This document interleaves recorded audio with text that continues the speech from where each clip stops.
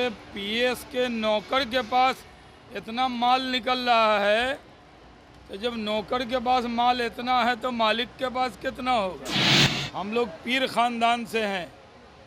जो पीर के बुज़ुर्ग की औलाद होते हैं उनको पीरज़ादा कहा जाता है। जो राजनीति के उच्चस्थ पद पर बैठा है वैसे सब लोगों की संपत्ति की जांच होनी चाहिए। जो राष्ट्र को लूटा है, राष्ट्र को खोखला किया है, और उनका रिपोर्ट कार्ड बनना चाहिए। और जिनके यार हैं आतंकवादी, उग्रवादी, भ्रष्टाचारी, वो अपने यार के लिए नाटक नौटंकी कर करके अस्थिरता फैलाना चाहेंगे। नमस्कार, मेरा नाम प्रेम है और आप लाइव स्ट्रीम देख रहे हैं। लोकसभा का चुनाव चल रहा है। देखिए, चुनावी वर्ष से 2 चरण के मतदान संपन्न हो गए, पर झारखंड में एक मंत्री के पीएस के नौकर के घर से लगभग 40 करोड़ रुपए बरामद होते हैं। उसके बाद सियासी गलियारों में हड़कंप मच जाता है। तमाम नेताओं से भी सवाल किया जाता है। देखिए, बीजेपी के बड़े नेता हैं शहनवाज हुसैन और बिहार सरकार के उप मुख्यमंत्री विजय कुमार सिन्हा। देखिए, दोनों नेताओं से पूछा जाता है छापेमारी को लेकर, जो पैसा बरामद हुए हैं उसको लेकर किस तरीके से दोनों नेता, जो विपक्ष के नेता हैं, उन पर भी खूब बरस रहे हैं और बोल रहे हैं कि पहले जब केंद्र में सरकार था तब भी ये लोग लूटते थे और अब स्टेट में सरकार है फिर भी लूटते हैं। जरा सोचिए, मंत्री के पीएस के नौकर के घर में इतना माल है तो जो मंत्री हैं उनके घर में कितना माल होगा। ये तमाम जो बयान है वो बीजेपी के बड़े नेता शहनवाज हुसैन और विजय कुमार सिन्हा, जो कि उप मुख्यमंत्री हैं, किस तरीके से अपनी बातों को रख रहे हैं। पहले आप वो सुने। बताइए, जब झारखंड के मंत्री के पीएस के नौकर के पास इतना माल निकल रहा है, तो जब नौकर के पास माल इतना है तो मालिक के पास कितना होगा। और कांग्रेस पार्टी जब हुकूमत में रहती है तो माल इकट्ठा करती है। अब तो केंद्र में नहीं है, राज्य में भी हसोथने में कमी नहीं छोड़ रही। इतना है कि मशीन मंगानी पड़ रही है। इतना माल आया कहाँ से है। अपने आप को गरीब पार्टी कहने वाली कांग्रेस, उसके नेता के यहाँ से इतना माल क्यों निकल रहा है। वो लोगों का ईमान खरीदने वाले थे, इसी पैसे से। ईमान बिकने वाला नहीं है। झारखंड और बिहार की सारी सीट एनडीए जीतेगा, इसमें कोई शक नहीं। तेजस्वी यादव ने प्रधानमंत्री को बुजुर्ग कहा है। तेजस्वी यादव जी का मैंने बयान सुना। उनको उर्दू नहीं आती है। हम लोग पीर ख़ानदान से हैं। जो पीर के बुज़ुर्ग की औलाद होते हैं उनको पीरज़ादा कहा जाता है। यानी पीरज़ादा का मतलब है जो सज्जादा नशी होते हैं, उनके जो बच्चे होते हैं उनको पीरज़ादा कहा जाता है। उन्होंने उनको पीरज़ादा कहा है। थोड़ा रिसर्च कर लेते, बोलते तो ज़्यादा अच्छा होता। और तेजस्वी जी प्रचार करते करते थके हुए दिख रहे हैं। अब मोदी जी में तेजस्वी यादव से ज़्यादा एनर्जी है।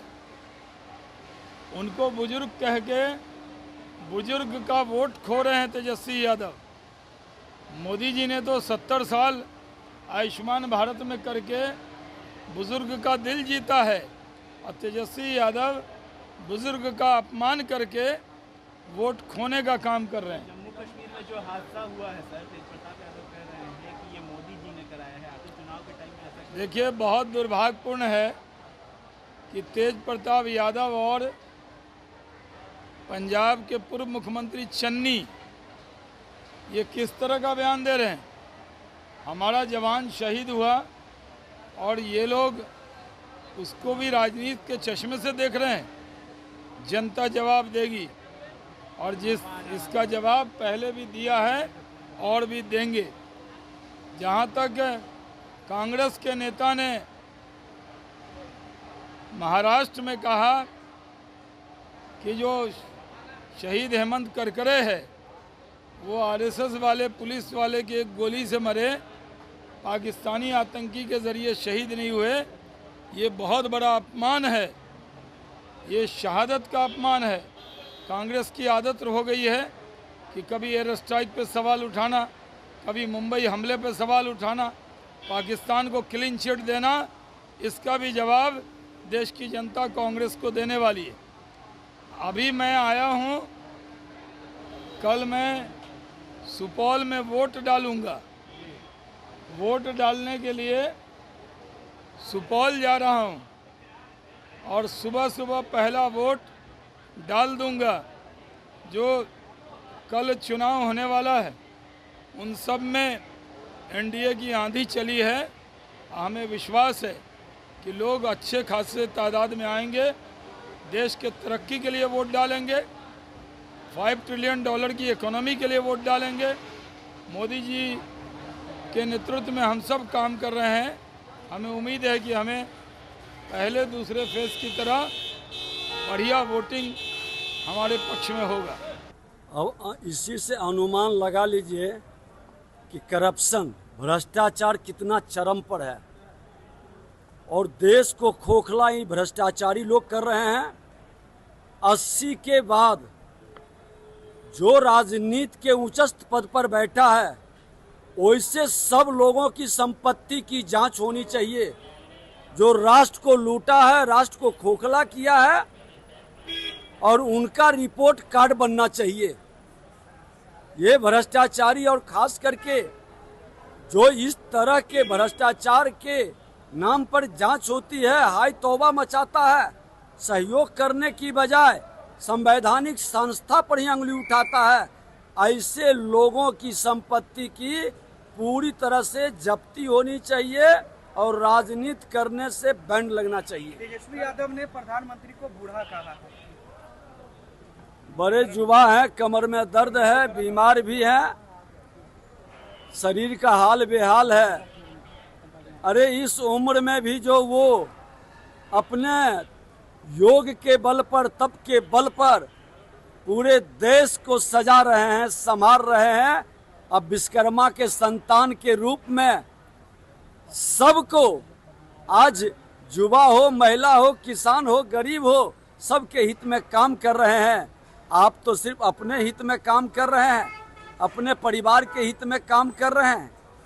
समाज के लिए कौन सी उपलब्धि आपकी है बता नहीं पा रहे हैं। तो युवा वो है कि युवा ये है, ये स्पष्ट है। जम्मू कश्मीर में आतंकी हमला हुआ है और तेज प्रताप कह रहे हैं कि भाजपा के लोगों ने करवाया है। देखिए, आतंकवादियों का मनोबल टूटा है। पाकिस्तान बेचैन है कि देश के प्रधानमंत्री नरेंद्र मोदी जी फिर से तीसरी बार बनने जा रहे हैं, और जिनके यार हैं आतंकवादी, उग्रवादी, भ्रष्टाचारी, वो अपने यार के लिए नाटक नौटंकी कर करके अस्थिरता फैलाना चाहेंगे, लेकिन वो सफल नहीं होंगे, क्योंकि देश के प्रधानमंत्री और देश के गृह मंत्री जी ने साफ शब्दों में कहा है कि जो बीमारी महामारी के रूप में देश में फैला था, वो बीमारी अब नहीं लौटने देंगे। पूरी ताकत से आतंकवाद को खत्म करेंगे।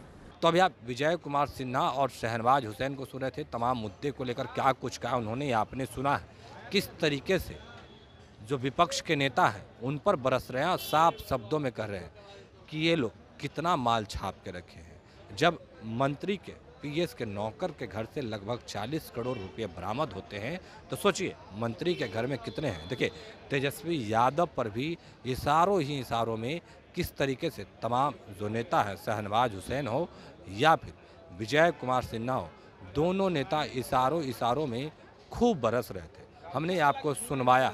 फिलहाल के लिए इतना ही। बने रहे लाइव स्टूडियो को सब्सक्राइब नहीं किया, सब्सक्राइब कीजिए। हमारे फेसबुक पेज को लाइक करना बिल्कुल न भूलें। धन्यवाद।